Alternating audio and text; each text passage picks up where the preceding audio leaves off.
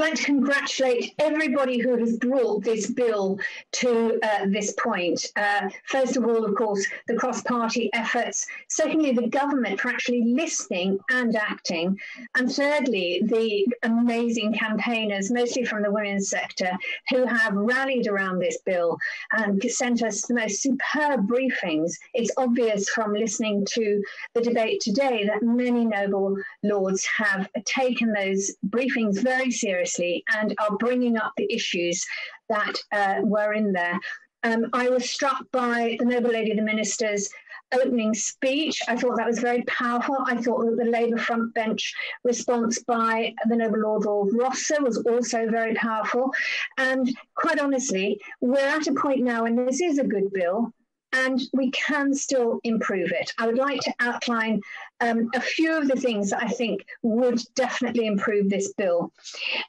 First of all, ensuring that community services are supported so that survivors of abuse can remain in their homes and communities. Many noble lords have mentioned this. Refuges are only part of the story, and it seems manifestly unfair that the survivors get driven out of their homes, their children out of their schools, while the perpetrator stays in the family home. And so this, I think, probably needs some work on it. We have to introduce the new offence of unlawful strangulation as an either way offence to recognise the particular harm and risk posed by offenders who strangle another person. Common assault is insufficient to deter and punish this behaviour, which often doesn't leave any visible harm. And I will be voting, of course, for the Noble Lady Newlove's amendment when that comes up. We have to reverse the legal aid cut so that non-means tested legal aid is available for all domestic abuse cases so that survivors can obtain justice in the civil, criminal and family courts. We must introduce reporting restrictions in domestic abuse cases similar to those in place for sexual offences so that survivors are not exposed to further harm by having intimate details published.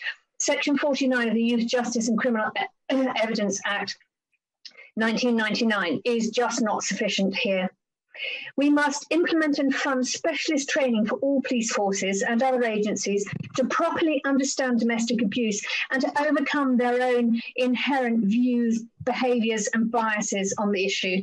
At the moment, police forces can pay for their own training, but I think that the government should encourage them. It should be part of basic training. I spoke about the training to a police officer that I worked with extensively, Detective Chief Superintendent Andy Cox, who is now in Lincolnshire Police Force, and Save Lives does this training. He has immediately actioned that, and so Lincolnshire Police will have this training. We must also end the presumption of contact in family law, which can result in children being forced to have contact with an abusive parent.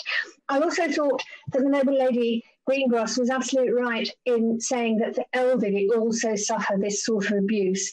And if she decides to put an amendment, I will vote for that.